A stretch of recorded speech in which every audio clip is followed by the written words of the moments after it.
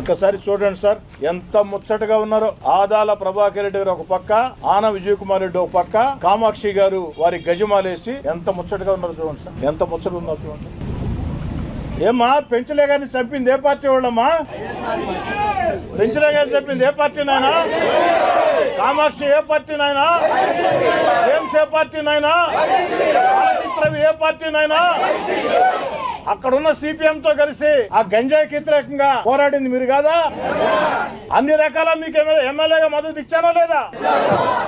అర్థమైందా సార్ మీకే? మొత్తం ఆర్డిటి కాలనీ వాసులమ్మ, దయచేసి మీడియా మిత్రులారా, ఆర్డిటి కాలనీ వాసుల్ని మీరందరూ కూడా తీసుకోండి. ఆడ 3 పార్టీలు ఉన్నాయి. 1 Telugu Desam party, 2 CPM party, 3 YSR Congress party. YSR Congress party అంటే ఈ గంజాయి బేచే. మా వాళ్ళు గంజాయి చేస్తే గంజాయికి వ్యతిరేకంగా మేము ఎందుకు పోరాటం చేస్తాం? మాధవ్ శ్రీనివాసులు దేనికి పోరాటం చేస్తాడు? పోలీసుల్ని దేనికి తీసుకోబోతారు? ఫ్లెక్సీలు దేనికి పెట్టిస్తారు? ఆ మాత్రం ఇంగిత జ్ఞానం లేదా మీకు? రాజకీయంగా నాతో మీరు పోటీ పడలేక, ఒరే రూరల్ లో అభివృద్ధి శరవేగంగా జరుగుతూ ఉంది, ప్రజలకు నిరంతరం అందుబాటులో ఉన్నారు, ఒకరు కాదు ఒకరికి ఇద్దరు, నేను గాని నా తమ్ముడు కోటమిరెడ్డి గిరిధారెడ్డి గాని, అంతేకాదు నెల్లూరు రూరల్ నియోజకవర్గంలో ఉండే తెలుగుదేశం పార్టీ నాయకులందరూ చైతన్యవంతంగా చురుకుగా కరుకుగా పనిచేస్తూ ఉన్నారు. ప్రజల మధ్యలో ఎక్కడికి వెళ్ళినా మనకు మనిషి రావటంలా, కార్యకర్త దొరకటంలా, ఈ యొక్క ఆవేదనలో ఇష్టారీతిగా మాట్లాడితే ఎలా?